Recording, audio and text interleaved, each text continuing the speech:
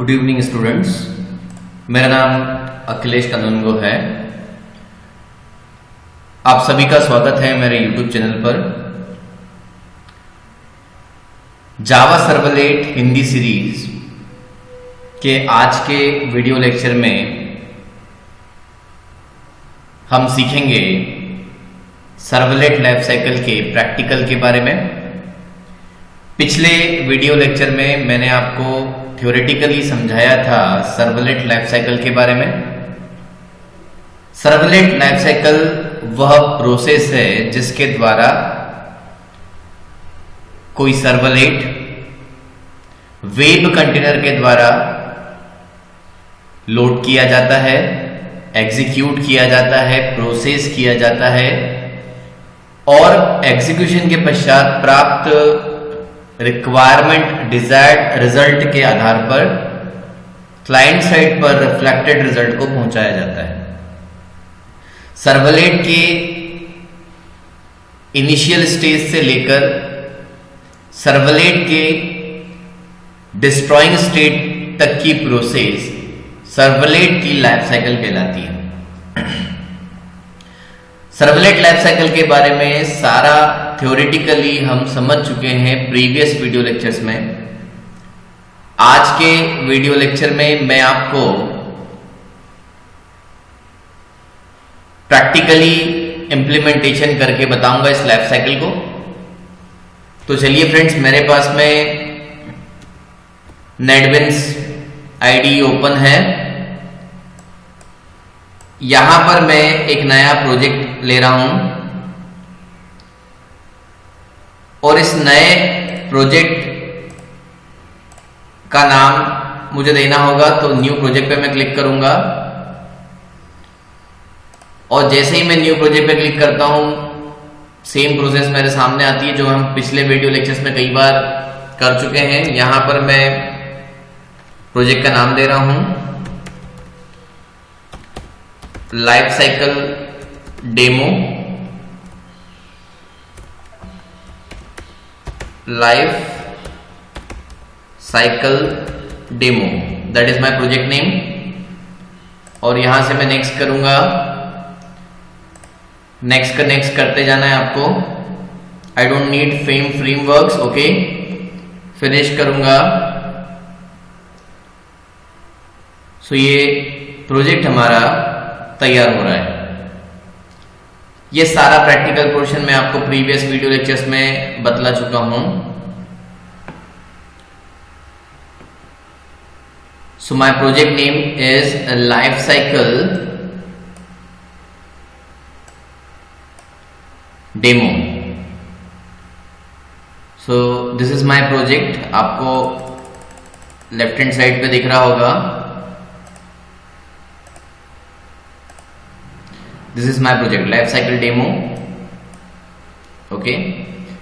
और वही हमें 4 फोल्डर्स यहाँ पर मिले हैं, web pages, source package, library and configuration.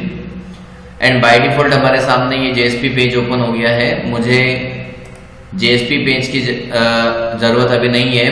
मेरे पास में यूजर इंटरफेस के लिए मैं यहाँ पर बनाने जा रहा हूँ HTML पेज। और ये HTML पेज बिल्कुल सिंपल है।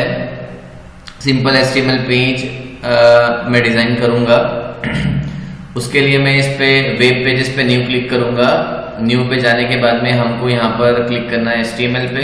जैसे ही आप HTML पे जाएंगे, न्यू HTML नाम से आपके सामने यहाँ पे लिखा हुआ गया, हमें बस HTML का नाम देना है। So my HTML name is first मान दीजिए और मैं फिनिश कर दूंगा। सो ये हमारे सामने हमारा HTML आ गया। यहाँ पर मैं जस्ट एक सिंपल फॉर्म ले रहा हूं। इस फॉर्म के अंदर एक्शन में मेरा सर्वलेट का नाम आएगा, वो मैं छोड़ रहा हूं अभी। Form, okay. और इसके अंदर मैं एक बेसिक इंटर नेम करके एक मैसेज दे रहा हूं, ओके। इसके अलावा यहां पर मैं एक इनपुट टाइप ले रहा हूं input type equal to text, okay, and इसका नेम इक्वल्स टू n1। ये सारा हम बना चुके हैं कई बार, पिछले कुछ एग्जाम्पल्स में मैंने आपको ये बना के बताया भी है। और एक इनपुट टाइप में और ले रहा हूं, that is my submit button. So input type equal to submit and then value, so value equal to submit, okay, br एक इनपुट टाइप मैं और इसमें ले रहा हूं, input type equal to reset that means cancel button बना रहा हूं, ओके। सो यहां पर आ जाएगा value equal to and cancel, close हो जाएगा। सो ये हमारा फॉर्म यहां पर डिजाइन हो गया, ओके। इसको मैं सेव करूंगा। ये हमारा फर्स्ट स्टेप अभी पूरा हुआ है। इसके बाद मैं लाइफ साइकिल वाले, अब मुझे सर्वलेट बनाना है। सो मैं इस प्रोजेक्ट में सोर्स पैकेज पर राइट क्लिक करूंगा, न्यू पे जाऊंगा और न्यू पे जाने के बाद मैं सर्वलेट पर क्लिक करूंगा। ठीक है, समझ में आ रहा है आपको? सोर्स पैकेज में न्यू पे सर्वलेट। जैसे ही आप इस सर्वलेट पर क्लिक करेंगे आपको सर्वलेट का नाम देना है। सो मैंने दिया लाइफ, सर्वलेट का नाम दिया लाइफ, लाइफ सर्वलेट। मैंने आपको पिछली क्लासेस में भी बताया है कि जरूरी नहीं कि आप हर बार जावा क्लास के नाम में सर्वलेट लगाएं। So life servlet is my, but it is good programming practice. Life servlet is my servlet name, यहां से आपको नेक्स्ट करना है। और प्रीवियस वीडियो लेक्चर में मैंने आपको जब प्रैक्टिकल कराया था जेनेरिक सर्वलेट क्लास का, तब मैंने आपको बताया था कि यहाँ पर एक ऑप्शन मिलता है डिप्लॉयमेंट डिस्क्रिप्टर फाइल में, अगर हमें ऑटोमेटिकली सर्वलेट के बारे में इंफॉर्मेशन देनी है ऑटोमेटिकली यहीं से, तो यहाँ से आप इसको क्लिक करके कर सकते हैं। ये मैं पूरा बता चुका हूँ, मैं आपको सेपरेट web.xml बनाना भी समझा चुका हूँ। Okay, so that is my live servlet और इसका जो URL पैटर्न है दैट इज लाइव।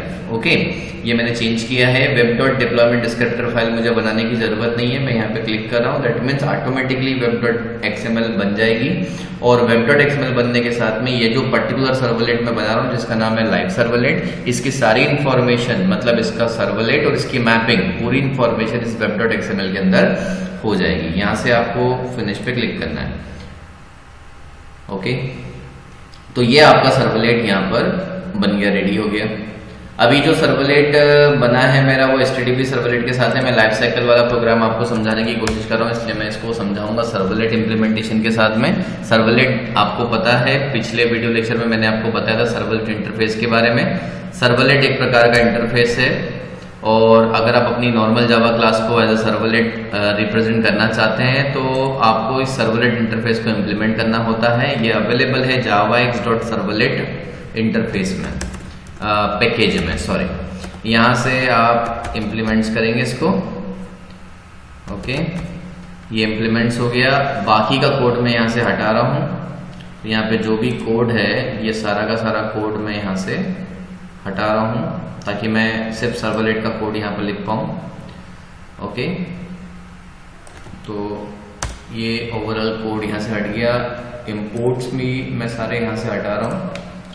ओके, तो ये आपके सामने पूरा प्रोग्राम बन गया। अभी यहाँ पर एरर आ रही है, सिंपल एरर हमने पिछले कुछ प्रोग्राम्स में सॉल्व किया है। Add import for javax.servlet import कर लेते हैं। अब ये बोल रहा है मुझे क्लासेस इंपोर्ट कर, एब्स्ट्रैक्ट मेथड्स इंप्लीमेंट करने के लिए, बिकॉज मैंने आपको बताया था सर्वलेट इंटरफेस के पास में 5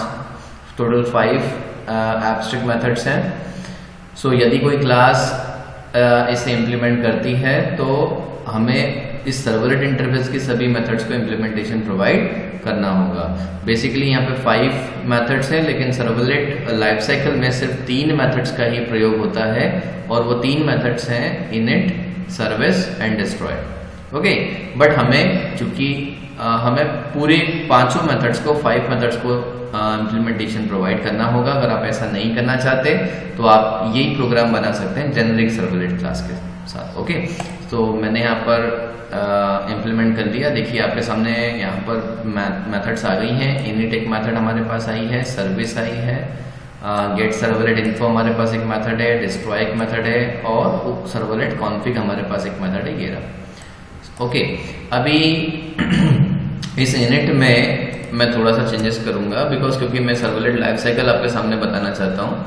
और मैंने आपको बताया कि सर्वलेट किसी भी पर्टिकुलर सर्वलेट की लाइफ साइकिल में जब वेब कंटेनर के द्वारा ये आइडेंटिफाई होता है रिक्वेस्ट से, जब क्लाइंट साइड से पहली बार रिक्वेस्ट आएगी वेब कंटेनर को, सो वेब कंटेनर web.xml को पढ़कर रीड आउट कर पर्टिकुलर सर्वलेट के बारे में पता करेगा और पर्टिकुलर सर्वलेट का कॉन्फ़िगरेशन देखने के बाद में उसका ऑब्जेक्ट लोड करेगा और कुछ ऑब्जेक्ट्स क्रिएट करने के साथ साथ जैसे सर्वलेट कॉन्फिग, सर्वलेट कॉन्टेक्स्ट, कुछ ऑब्जेक्ट क्रिएट करने के साथ साथ इनिट मेथड को सबसे पहले कॉल करता है। सो सर्वलेट लाइफ साइकिल में सबसे पहले जो मेथड कॉल होती है that method is init method. Okay, और उसके बाद हर बार अगर आप बार बार रिक्वेस्ट करते हैं, हर बार जो मेथड कॉल होती है that method is service method. Okay, अभी आप समझे बात को ध्यान से। मैं एक्चुअली यहाँ पर इस प्रोग्राम के थ्रू मैं ये चेक करना चाहता हूँ कि इस जो बात मैं बोल रहा हूँ कि इनिट मेथड किसी भी रिक्वेस्ट पर किसी पर्टिकुलर सर्वलेट की लाइफ साइकिल में सिर्फ एक बार कॉल होती है और सर्विस मेथड हर बार कॉल होगी। मतलब अगर हम क्लाइंट साइड से बार बार रिक्वेस्ट करेंगे तो बार बार सर्विस मेथड कॉल होगी। इस को अगर हमें प्रूफ करना है, और डिस्ट्रॉय मेथड भी एक ही बार कॉल होती है। तो यदि ये मुझे चेक करना है कि क्या वाकई में ऐसा हो रहा है, तो उसके लिए मैंने क्या किया, सबसे पहले यहाँ पर देखिए ये नॉर्मल जावा क्लास ही है, जरूरी नहीं कि ये जो 5 मेथड्स आपके पास आई है तो हम इन 5 मेथड्स में ही कोडिंग होगी। आप इन 5 मेथड्स के बाहर नॉर्मल जावा क्लास के सारे रूल्स यहाँ पर अप्लाई कर सकते हैं। सो मैं यहाँ पर एक स्टैटिक वेरिएबल ले रहा हूँ। ओके, स्टैटिक इंटीजर ऑफ आई, मैंने एक स्टैटिक वेरिएबल लिया। और स्टैटिक वेरिएबल क्या होता है आपको पता है अच्छे से। यदि आप जावा EE के लेक्चर्स देख रहे हैं, सर्वलेट समझते हैं या समझने की कोशिश कर रहे हैं तो आपको कोर जावा के बेसिक्स पता होंगे और वहाँ पर स्टैटिक एक बहुत अच्छा कंसेप्ट है कोर जावा में। सो स्टैटिक किसी वेरिएबल को यदि हम डिक्लेयर कर दें, सो स्टैटिक वेरिएबल जो होता है वो कंपाइल टाइम पर उसको मेमोरी में लोकेशन मिलता है। क्लास के जितने भी ऑब्जेक्ट्स होते हैं वो सारे के सारे ऑब्जेक्ट्स उस पर्टिकुलर स्टैटिक वेरिएबल की को शेयर करते हैं। यदि किसी एक ऑब्जेक्ट के द्वारा उस स्टैटिक वेरिएबल की वैल्यू चेंज की जाती है तो क्लास के बाकी सारे ऑब्जेक्ट्स पर भी असर पड़ता है। और ऐसे कई सारी चीज़ों में हम स्टैटिक वेरिएबल का प्रयोग करते हैं जब हमें लग रहा हो कि हमें वैल्यू किसी वेरिएबल की डिलीट नहीं करनी है। देखिए आप समझिए बात को, अगर मैं इस इंटीजर को यहाँ डिक्लेयर नहीं करते हुए as a instance variable declare करता, या मैं हो सकता है यहाँ लोकल में यहाँ पर डिक्लेयर करता, लोकल में किसी फंक्शन के अंदर, तो जब मैं उस फंक्शन से बाहर निकलता तो उसकी वैल्यू डिलीट हो जाती। ओके, इसलिए मैंने इसको स्टैटिक बना दिया कि हर बार ये रहेगा मतलब मेमोरी में। Okay, so now public void init, यहाँ पर मुझे कुछ नहीं करना है, मैं इस इनिट वेरिएबल को यानी इस आई वेरिएबल को इनिशियलाइज कर दूंगा 1 से, और यहाँ पर मैं कुछ मैसेज भी प्रिंट कर दूं। सो मैंने यहाँ पे बोला message system dot out dot println. Okay, और यहाँ पर मैंने लिखा इनसाइड इनिट मेथड। ओके, अब आप एक बात ध्यान से समझें सर, आप जब सर्विस मेथड में कोड लिखते हैं तो वहां पर आप लिखते हैं आउट डॉट प्रिंटलन, और जब आप इनिट मेथड में कोड लिख रहे हैं तो यहाँ लिख रहे हैं system dot out dot println. देखिए system dot out dot println यहाँ पर जो स्टेटमेंट है ये सर्वर के लॉग पर ही आउटपुट डिस्प्ले करेगा, न कि वेब ब्राउजर पर। बिकॉज क्योंकि इनिट मेथड कॉल होती है वेब कंटेनर के द्वारा, और वेब कंटेनर जो रिस्पॉन्स जनरेट करेगा मतलब वो रिस्पॉन्स जनरेट होगा सर्विस मेथड के थ्रू। सो हम सर्विस मेथड को रिक्वेस्ट पे कॉल करेंगे इनिट मेथड के बाद में। तो यहाँ पर हमारे पास में अवेलेबिलिटी नहीं है रिस्पॉन्स ऑब्जेक्ट की, because response service method generate करेगी। इसलिए हम इनिट मेथड में जो भी आउटपुट अगर आप डिस्प्ले कराना चाहते हैं बेसिकली वो आपको सर्वर के लॉग पर ही दिखाई देगा, और उसके लिए आपको system.out.println का प्रयोग करना पड़ेगा। ओके, नाउ यहाँ पर अब हम जा रहे हैं, अब एक्चुअल में या जो बाकी की मेथड्स हैं इनको हम यहाँ पर हटा देते हैं, यहाँ पर इनको हम यहाँ पर नल कर देते हैं। सो इनका यूज नहीं है सर्वलेट लाइफ साइकिल में। मैंने आपको बताया था सर्वलेट लाइफ साइकिल में सिर्फ 3 मेथड्स का ही यूज होता है। सो सर्विस जो मेथड हमारी है उसका यूज है, इनिट मेथड का यूज है एंड डिस्ट्रॉय मेथड का यूज है। बाकी की जो 2 मेथड्स हैं gate servlet config and gate servlet info, इनका प्रयोग नहीं होता है। सो हम यहाँ पर इनकी जो कोडिंग है उसको हटाकर यहाँ पर सिंपली नल दे देते हैं। Okay, simple. Now service method के अंदर हम क्या करना चाहते हैं, देखिए इनिट मेथड में आपने जो भी इनिशियलाइज किया, मैंने आपको बताया था कि सर्वलेट लाइफ साइकिल में इनिट मेथड का प्रयोग हम कब करते हैं, जब हमें इनिशियलाइजेशन करना हो किसी वेरिएबल्स का। यानी हम चाहते हैं कि जैसे हमारी इस क्लास का ऑब्जेक्ट बने हमारा वेरिएबल इनिशियलाइज हो जाए, तो उसके लिए हम यहाँ पर इनिट मेथड के अंदर वो डिक्लेरेशन वो इनिशियलाइजेशन करते हैं। ओके, अगर हम ऐसा चाहते हैं, मतलब init method is like constructor type, और ये सर्वलेट की लाइफ साइकिल में सिर्फ एक बार ही कॉल होती है और किसी सर्वलेट का एक ही ऑब्जेक्ट बनता है। भाई ये जो लाइव सर्वलेट है ये सिंगलटन क्लास है। सिंगलटन क्लास का मतलब होता है इसका ऑब्जेक्ट एक बार ही बनेगा वेब कंटेनर के द्वारा। नाउ अब हम बात करते हैं सर्विस की।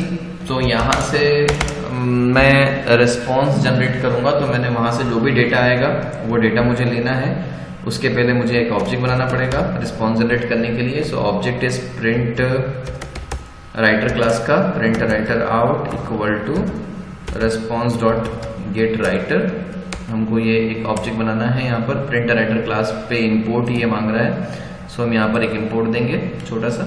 नाउ इसके बाद में वो डेटा निकालना है। So string of s1 equal to request dot get parameter हमारी मेथड का नाम है, और यहाँ पर हमने नाम उसका दिया था सिंपली n1। सो यहाँ पर n1 नाम के साथ में ही आ जाएगा। इसको हम प्रिंट करा लेते हैं। सो आउट डॉट प्रिंटलन और नाम सिंपली आप जो भी नाम देना चाहें, जैसे हम देना चाहते हैं वेलकम यूजर कॉलन, और यहाँ पर आ जाएगा जो भी नेम हमारे पास आया है। सो s1, और साथ ही साथ मैं सर्विस मेथड में हूँ। ये तो आपको अगर इसका आउटपुट आएगा तो आपको पता चलेगा कि मैं सर्विस मेथड के अंदर हूँ, पर हमको ये भी देखना है कि सर्विस मेथड ही बार बार कॉल होती है। अगर हमको ये समझना है यहाँ पर कि सर्विस मेथड ही बार बार कॉल हो रही है, तो आई की वैल्यू को हम यहाँ पर प्लस कर देंगे। ओके, जितनी भी रिक्वेस्ट वहां से हिट होगी उतनी बार यहाँ पर सर्विस मेथड ही कॉल होगी। तो मैं एक काम करता हूँ, आई प्लस के पहले यहाँ पर मैं टोटल हिटिंग भी लिख दूँ कि कितनी बार ये हो रहा है। ओके, सो सिंपल मैं आई की वैल्यू को प्रिंट भी कर लेता हूँ। सो नंबर ऑफ हिटिंग का मतलब होता है कि सर्वर पर कितनी बार आपका क्लाइंट साइड से रिक्वेस्ट आ रहा है। यहाँ पर मैं आई की वैल्यू को प्रिंट भी करा लेता हूँ। और गेट सर्वलेट इन्फो काम नहीं मैंने बताया था। नाउ डिस्ट्रॉय मेथड कब एग्जीक्यूट होती है, जब आपका वेब कंटेनर स्टॉप होता है।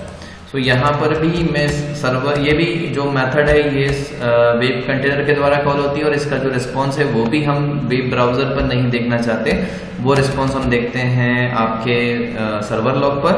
सो इसलिए यहाँ पर भी आएगा system.out.println। ओके, और यहाँ पर जैसे ही वेब कंटेनर बंद होगा ये मेथड एग्जीक्यूट होती है। सो मैं यहाँ पे सिंपल लिखूंगा इनसाइड डिस्ट्रॉय मेथड। ओके, यहाँ पर, और ये हमारा एक साइड का प्रोग्राम पूरा हुआ है ना। हमने इनिट मेथड में कोडिंग करी है, हमने सर्विस मेथड में थोड़ी सी कोडिंग करी है, और हमने डिस्ट्रॉय मेथड में भी कोडिंग करी है। web.xml हमारा ऑलरेडी बन गया है, कुछ एरर दे रहा है, कहाँ पर आ रही, सेव करना पड़ेगा। सो हमने ये सेव किया।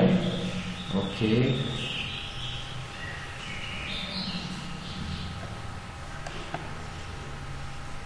वन मिनट हो गया। सो ये हमारा सर्वलेट क्लियर हुआ। नाउ अगर मैं web.xml की बात करूं तो यहाँ से आपका web.xml भी तैयार है। इसका हम देख लेते हैं एक बार कि क्या है इसके अंदर। तो यहाँ पर लिखा हुआ है लाइव सर्वलेट, वही सेम टू सेम बना हुआ है पूरा। ये ऑटोमेटिकली डल जाता है क्योंकि मैंने वहां पर वो स्विच क्लिक कर दिया था। नाउ यहाँ पर हमको करना है कि सबसे पहली वाली कौन सी फाइल चलेगी। सो वेलकम फाइल लिस्ट यहाँ पर बनानी पड़ेगी। यहाँ पर ये बस ये थोड़ा सा हमको करना पड़ता है ना। सो यहाँ पर इसके अंदर आएगा वेलकम फाइल। तो जब भी हमारा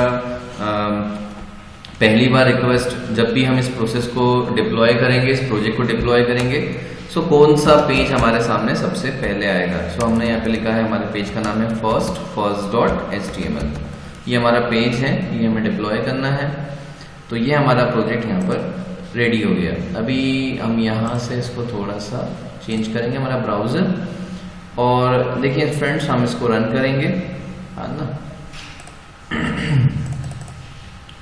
सो रन करने के लिए आप इस प्रोजेक्ट पे क्लिक करें और क्लिक करके रन पे क्लिक करें। तो ये आपका प्रोजेक्ट यहाँ पर रन होने वाला है। ओके, सो फ्रेंड्स ये हमारा यहाँ पर जो है आउटपुट आ गया है। यहाँ पर आपको एक सिंपल नेम, कोई सा भी नेम यहाँ पर देना है। मान लीजिए अखिल मैंने नेम दिया और सबमिट किया। सो जैसे ही मैंने सबमिट किया, अच्छा ओके 1 मिनट, इसमें एक प्रॉब्लम ये हुआ है कि हमने हमारा जो होम बनाया था, ओके, वहाँ पर थोड़ा सा हमने एक्शन में कुछ लिखा नहीं है। सो वेब पेजेस पे आप जाएं, और जैसे ही आप वेब पेजेस पे जाएंगे आपको home.first.html पे जाना है, और यहाँ पर एक्शन में कुछ दिया नहीं है एक्चुअल में, इसलिए प्रॉब्लम है हमको। सो यहाँ पर आपको देना है लाइव, बिकॉज आपके एक्शन में वहाँ पर लाइव लिखा हुआ है आपके web.xml में URL पैटर्न में ना। यहाँ से आप इसको फिर से रन करें अगेन, ये फिर से रन हो रहा है। ओके, ये अगेन रन हो गया है यहाँ पर। ओके, ये हमारा यहाँ पर रिक्वेस्ट आ गया है। यहाँ से आप नेम दें और सबमिट करें। तो जैसे ही आप यहाँ पे नेम देंगे, यहाँ पर लिखा हुआ है अखिल और number of hitting is 1। Okay, अभी नंबर ऑफ हिटिंग 1 है, इसको रिफ्रेश करेंगे तो यहाँ पर आएगा नंबर ऑफ हिटिंग इज 2, यानी अब की बार सर्विस चला है। Okay, number of hitting is 3। तो आप जिसको जितनी बार भी रिफ्रेश करके भेजेंगे, हर बार यहाँ पर हर बार सर्विस मेथड ही एग्जीक्यूट होगी। ओके, एक काम हम और कर सकते हैं। हमको इनिट मेथड के बारे में अभी तक कुछ भी पता नहीं चला है कि इनिट पहले चलता है कि सर्विस पहले चलता है। तो हम उसको समझने के लिए इसको हम थोड़ा सा क्रॉस कर रहे हैं। हम फिर से इस प्रोजेक्ट को रन करते हैं। ओके, इस बार थोड़ा सा हमने समझा नहीं था वहाँ पे। सो हम इस प्रोजेक्ट को फिर से रन करते हैं, और जैसे ये हमारे पास आउटपुट आ गया। अभी आप ध्यान से समझे, मैं अभी कुछ भी नहीं कर रहा हूँ, ये क्लाइंट साइड का है। अभी पहली रिक्वेस्ट आना हमारे यहाँ पे बाकी है। ओके, सो अभी हम देखते हैं कि यहाँ पर सर्वर लॉग एक बार हम चेक कर लें। ओके, सो सर्वर, यहाँ पर ये सर्वर लॉग है। तो सर्वर लॉग में यहाँ पर लिखा हुआ है इनसाइड इनिट मेथड, अगर आपको दिख रहा है, ये आपको सर्वर लॉग में देखना है। ओके, ये आपने जो कोड दिया था इनसाइड इनिट मेथड, ये उसने चला दिया है। मतलब यहाँ पर आपका ये है कि आपकी जो लाइफ साइकिल है वो स्टार्ट हो गई है। यहाँ पर इनसाइड इनिट मेथड एग्जीक्यूट हुआ है।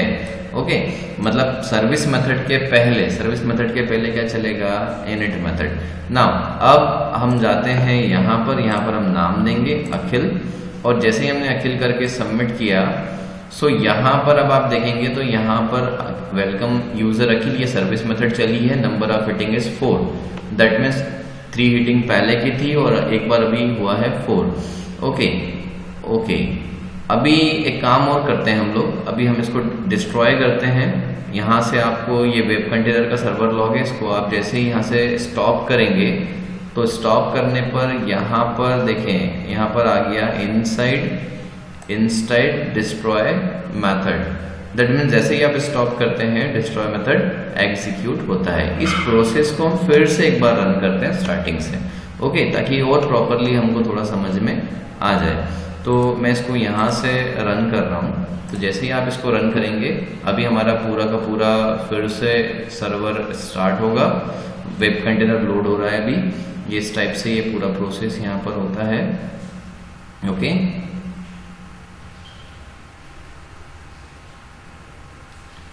सो यहाँ पर ये पूरा प्रोसेस हो रहा है।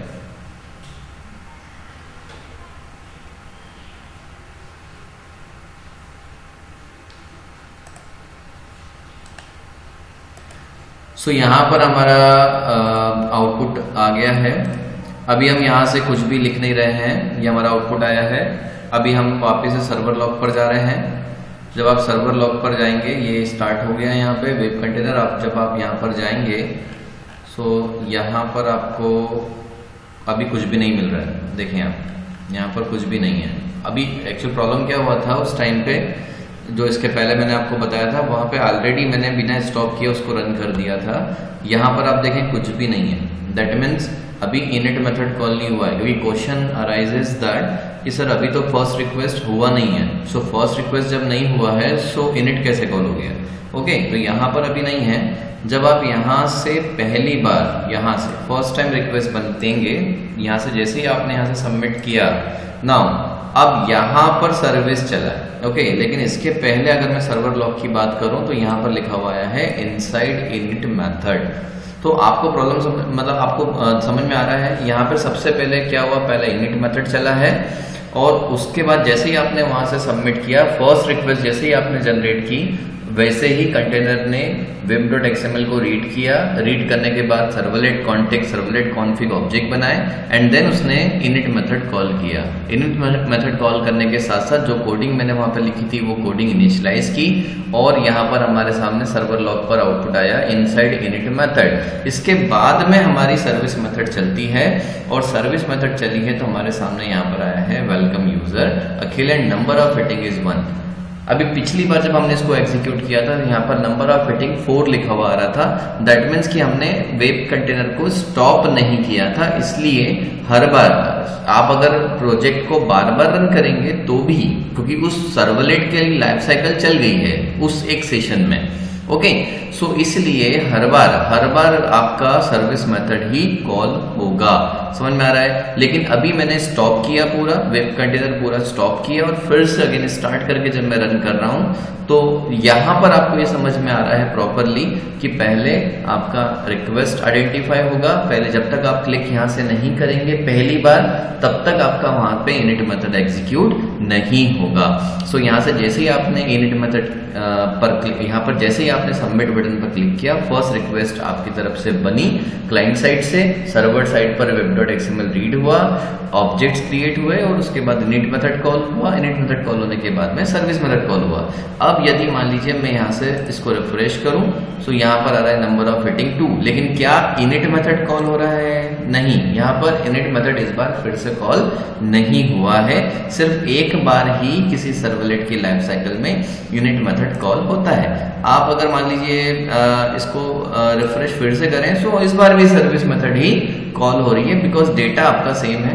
सर मैं इसको पीछे अगर ले जाऊं और यहाँ से डेटा चेंज करूं, ये देखिए ये एक अलग थोड़ा सा आप उसमें चले गए। एक बार आप अगर पेज छोड़ के आगे आ गए तो यहाँ पर आपका आ रहा है सुमित एंड सर्विस मेथड में यहाँ पर बार बार फिर सर्विस मेथड चली और यहाँ पर 4 आ रहा है।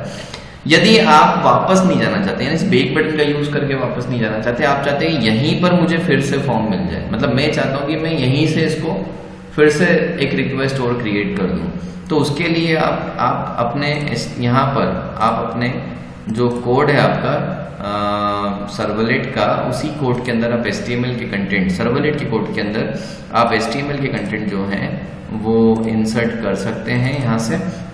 तो आपके पास यहाँ पे जो भी कोड लिखा हुआ है सर्विस मेथड के अंदर, यहाँ पर आप HTML भी इंसर्ट कर सकते हैं, देयर इज नो प्रॉब्लम। कैसे इंसर्ट करेंगे उसके लिए सिंपल सा फंडा है, आप यहाँ पे out.println लें, ओके, और यहाँ पर अंदर वो फॉर्म को आपको जो HTML वाला फॉर्म है उसको यहाँ पर लाकर पेस्ट करना है। लेकिन उसके पहले देखें, आप ध्यान से समझें बात को, मैं जो बात बोलना चाह रहा हूँ कि यदि आप चाहते हैं, मैं क्या चाहता हूँ, मैं ये चाहता हूँ कि मैं एक पेज से दूसरे पेज पर गया और फिर वहां मुझे फिर एक फॉर्म मिल जाए, वहां पे मैं कुछ भी लिखूं और फिर सबमिट करूँ तो मुझे फिर एक फॉर्म मिल जाए। इस टाइप से अगर आप करना चाहते हैं, अभी क्या हो रहा है, आपको फॉर्म नहीं मिल रहा है, सो अगेन आपको वापस जाना पड़ रहा है। तो यहाँ से मैं क्या करूंगा, इस बॉडी वाला जो ये पार्ट है, इस पार्ट को मैं कॉपी कर रहा हूँ यहाँ से, और कॉपी करके मैं इस लाइव सर्वलेट में यहाँ पर डबल कोट्स में, आप एक बात ध्यान रखें, HTML का जो कोड आएगा वो डबल कोट्स में आएगा। सो उसको लाके मैंने यहाँ पे पेस्ट कर दिया। ओके, और पेस्ट करने के बाद में यहाँ पर मैंने सेमीकोलन लगा दिया। अभी जब आप इसको सेव करेंगे और सेव करके जब आप इसको रन करेंगे इस कोड को, ओके, इस कोड को सेव कर लिया मैंने। यहाँ पर थोड़ा सा मुझे टाइम लग रहा है, मेरा सिस्टम थोड़ा सा स्लो वर्क कर रहा है, ये सेव हो गया। और सेव करने के बाद जब आप इसको फिर से रन करेंगे, देखिए अभी मैं फिर से इसको स्टॉप कर दूं। जब आप इसको स्टॉप करेंगे यहाँ पे, तो आपको यहाँ पे स्टॉप करने पे मिलेगा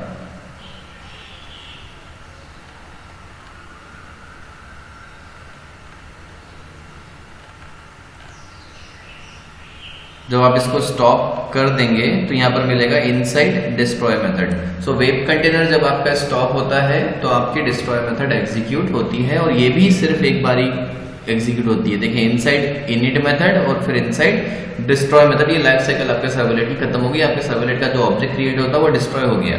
अब अगर मैं इसको फिर से रन करूंगा तो फिर से मेरा वेब कंटेनर लोड होगा, और लोड होने के बाद में फिर से पूरी प्रोसेस एग्जीक्यूट करेगा। ओके, सो मैं इसको एक बार यहाँ से फिर से रन कर देता हूँ। सो ये रन किया, थोड़ा समय लेगा ये। ओके, सो ये हमारा यहाँ पर आउटपुट आ गया है फर्स्ट टाइम। तो मैं आपको सर्वर लॉग फिर से एक बार दिखा दूं। यहाँ पर जब आप सर्वर लॉग की बात करेंगे तो यहाँ पर आप देखेंगे यहाँ पे कोई इनिट मेथड कॉल नहीं हुआ है, क्योंकि मैंने पहला रिक्वेस्ट नहीं बनाया है। ओके, अभी यहाँ से मैं वापस जाके यहाँ पर मैंने लिखा किल, यहाँ से सबमिट। जैसे ही मैंने सबमिट किया, अभी मुझे ये कोड मिल रहा है यहाँ पे, है ना। देखिए, ये मैंने इसलिए किया आपको क्योंकि आपको थोड़ा सा समझ में आए प्रॉपरली। यहाँ पे कोड मिल रहा है, मुझे लग रहा है कि कोड नहीं चाहिए, मुझे तो फॉर्म चाहिए था। यहाँ पे कोड क्यों आ रहा है? तो यहाँ पर आपको सिर्फ एक लाइन और लिखनी है। कहाँ पर? यहाँ पर, कहीं पे भी लिख दें आप, इसके सबसे पहले लिख दें। तो यहाँ पर आपको एक लाइन सर्विस मेथड के अंदर और लिखनी है, और वो लाइन है response dot res dot. Response जो आएगा आपका वो कैसा हो, सो रिस्पॉन्स, और यहाँ से गेट, यहाँ पर आपके पास में get content type, sorry set content type, है ना। तो ये आप लें और यहाँ से आप बोलें कि हमारा जो रिस्पॉन्स आएगा वो आएगा टेक्स्ट या फिर HTML, आपको ये यहाँ पर देना है। ओके, सो जब आप ये देंगे, बस ये एक लाइन आपको ऐड करनी है। इसको सेव करें, और सेव करने के बाद में मैं इसको देखें यहाँ से रिफ्रेश करूंगा तो ये आपके पास फिर अगेन फॉर्म आ गया है। अब यहाँ से आप जो भी नाम दें और फिर से इसको सबमिट करेंगे, फिर अगेन आपके पास फॉर्म आ गया, लेकिन नंबर ऑफ फिटिंग यहाँ पे 2 हो गई। फिर आप यहाँ पर जैसे ही यहाँ पर आएंगे और फिर सबमिट करेंगे, फिर आपके सामने फॉर्म आ जाएगा, number of fitting is 3। So now आपको बेक जाने की जरूरत नहीं है। जैसे आप बेक जाके फिर से अगर आते तो वो जरूरत नहीं थी। आप अपने सर्वलेट पेज पर HTML कंटेंट जनरेट कर सकते हैं। बस अंतर आपको ये है कि ये चीज आपको यहाँ इसके अंदर लिखनी है, out.println के अंदर। सो जो भी रिस्पॉन्स आएगा वो println के थ्रू जाएगा, और HTML का जो कोड आएगा वो डबल कोट्स में लिखा जाता है। ये बात आपको थोड़ा सा ध्यान में रखनी है। सो फ्रेंड्स, ये हमारा सर्वलेट लाइफ साइकिल था, है ना। और यहाँ से मैं डिस्ट्रॉय एक बार फिर आपको बता देता हूँ। डिस्ट्रॉय चलाकर ये इनिट अभी चला है, सर्विस बार बार चल रहा है, हर रिक्वेस्ट पे सर्विस चल रहा है। यहाँ से जैसे ही आप स्टॉप करेंगे कंटेनर को, स्टॉप बटन यहाँ पे दिया हुआ है, जैसे ही आप यहाँ पे स्टॉप करेंगे आपको यहाँ पर मिल जाएगा इनसाइड डिस्ट्रॉय मेथड, यहाँ पर लिखा हुआ आ रहा है इनसाइड डिस्ट्रॉय मेथड, यानी आपका destroy method web container stop होने पर चलता है। ओके, सो ये हमारा लाइफ साइकिल का, सर्वलेट लाइफ साइकिल का प्रैक्टिकल था जो मैंने आपको बताया। अगर आपको ये वीडियो पसंद आया है आप इसे लाइक करें। अगर आपका कोई मन में डाउट है आप प्लीज़ कमेंट करें, और यदि आपको ये चैनल अच्छा लगा है, अगर आपको सब कुछ समझ में आ रहा है, आप इसे सब्सक्राइब करें, चैनल को सब्सक्राइब करें, और ताकि मैं जब भी कोई नया वीडियो आपको चैनल पर अपलोड करूं तो आपको अपडेट मिल जाए। ओके, हम मिलेंगे सर्वलेट के नेक्स्ट नए टॉपिक के साथ में। ओके, तब तक के लिए थैंक यू।